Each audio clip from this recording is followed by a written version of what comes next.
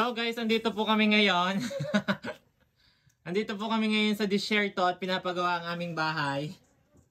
Ayan. Yun naman ang bahay namin. Napakaliwalas pala. Huwag nang bubungan at kita pala ang mga maliwalas pagkita ang mga niyog. Open air. Open air. Tingnan nyo naman. Tingnan nyo kung paano magluluto din ha.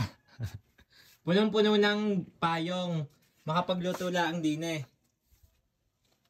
Ayan guys, tingnan nyo naman ang aming habong ngayon. Ayan, tingnan mo guys.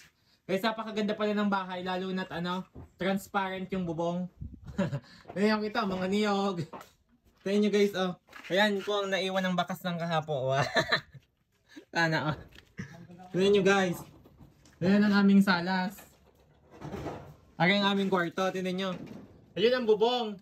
Kaya pinapalitan ng bubong dahil sa tuwing uulan, hindi kayo makatulog dahil sa tulo-tulong bubong. Yan, tulo-tulong butas na bubong. Yan, may mga yan.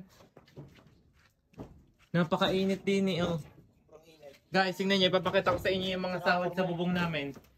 Ayan, may mga nakasahod sa bubong namin guys. Ayan, ginagawa nila. Tingnan nyo naman, napakasisipag ng aming trabahador.